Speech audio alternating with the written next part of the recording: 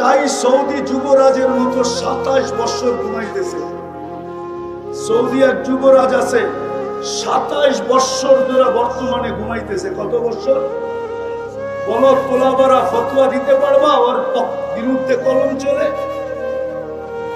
ও জীবিত, ও যদি ভালো হয়ে ওঠে তাইলে ওকে নামাজ কাজা করতে হবে? আরে বলো না কেন? কলম ওর থেকে উঠানো।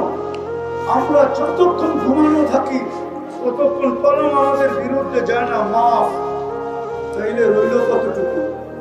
এটা কেন দিছেন? আল্লাহ আমাদেরকে নিজের জন্য নির্বাচিত করছেন।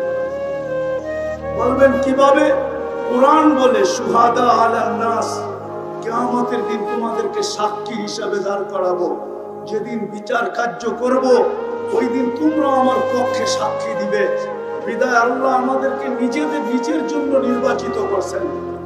কিন্তু কিয়ামতের দিন যখন আমরা সাক্ষী হিসাবে দাঁড়াবো, সমগ্র উম্মত বলবে যদি দুনিয়াতে না পাঠাইতেন তাহলে বলতো এরা তো দুনিয়াই দেখে নাই, তারা সাক্ষী দেয় তো দেয় কি করে? এই জন্য আল্লাহ আমাদেরকে সামান্য সময়ের জন্য দুনিয়া একটু পাড়ায়া যাওয়ার জন্য পাঠাইছেন। পাড়ায়া কালকে যদি কেউ প্রশ্ন উঠায় যে এরা দুনিয়া দেখছে কিনা, আল্লাহ যেন আমাদের পা উঠায়া দেখায় দিতে পারে এই যে দেখ পায়ে মাটি লাগানো আছে, এরা দুনিয়া পাড়ায়া আসছে। তাদেরকে আল্লাহ নিজের জন্য নির্বাচিত করলেন। আমি শেষ জায়গায় চলে আসছি, আর লম্বা করতে চাইতেছি না। ওই জাতির আজকে অবস্থা দেখলে তাহাফুজে খতমে নবুয়তের তো প্রয়োজনই হয়েছে এই জন্য, আমাদের জন্য।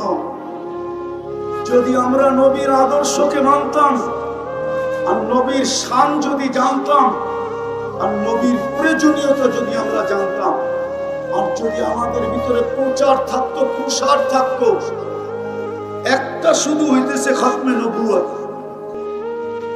কিন্তু ঢাকা শহরে কয়টা হয় শানে রিসালাত? বলো, আরে তোলা বড় বলো না। বাংলাদেশে কয়টা শানে রিসালাত হয়?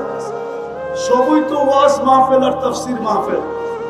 জাতি তো শানে রিসালাত জানেই না, নবীর শান জানে না, নবীর সিরাত জানে না, নবীর ক্যারিয়ার জানে না, নবীর আদর্শ জানে না, নবীর প্রয়োজনীয়তা জানে না, নবীর কারণে কি পাইলাম এটা জানে না, নবীর কারণে কি পাবো এটা জানে না, নবীর প্রয়োজন কতটুকু রাখি এটাও জানে না। জাতি তো নবী সম্বন্ধে কিচ্ছুই জানে না।